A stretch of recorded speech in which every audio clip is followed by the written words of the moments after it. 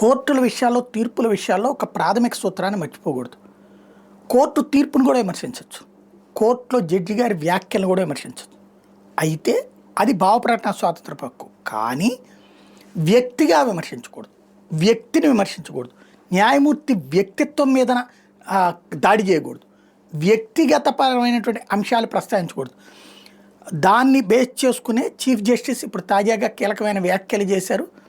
ఒకటి, ఆయన మొన్న ఒక భక్తుడికి సంబంధించినటువంటి అంశంలో విష్ణువుకి సంబంధించినటువంటి విగ్రహం అది దెబ్బతినున్నది కాబట్టి ఆ విగ్రహానికి సంబంధించి అదేమో పురావస్తు శాఖ ఆధ్వర్యంలో ఉంది, ఆ గుడిని పునరుద్ధరించి విగ్రహం సరిగ్గా కట్టేటట్టు ఏర్పాటు చేయాలి అని కోర్టుని ఆదేశించమని కోరితే ఇది కుదరదు అని చెప్తూ అంతవరకు అయితే బాగానే ఉంది. అది ఏఎస్ఐ పరిధిలో ఉంది కాబట్టి మీరు వెళ్ళి వాళ్ళనే అప్రోచ్ అవ్వండి అని చెప్తే బాగానే ఉంటుంది.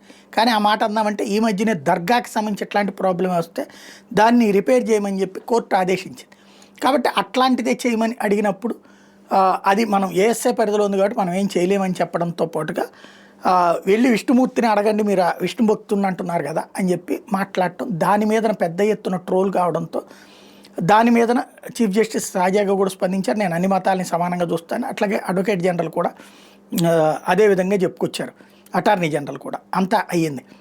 అయితే అసలు పాయింట్ ఏంటి అంటే కొంతమంది ఆయన వ్యక్తిత్వాన్ని కించపరుస్తూ ఆయనేమి పేదవాడు కాదు, పేదరికం అని చెప్పుకుంటుంటాడు, ఆయన పేదవాడు కాదు, వాళ్ళ నాన్న పెద్ద రాజకీయ నాయకుడు, ఒక ఎమ్మెల్యేగా కూడా చేశాడు ఇంతకు ముందు దగ్గర నుంచి బిగిన్ చేసి, వాళ్ళ బ్రదర్ ఏంటి, వీళ్ళకి ఆస్తులు ఏంటి, ఇవన్నీ వ్యక్తిగత జీవితంలోకి వెళ్ళిపోయి ఎక్స్ప్లెయిన్ చేసుకొస్తున్నారు. అందులో ఈయన బౌద్ధిజం అని చెప్పేసి అటు పక్కన ఇంకొక మతానికి క్రిస్టియన్ను ఇద్దరు కలిసి తీర్పిచ్చారు లాంటివి చేస్తున్నారు.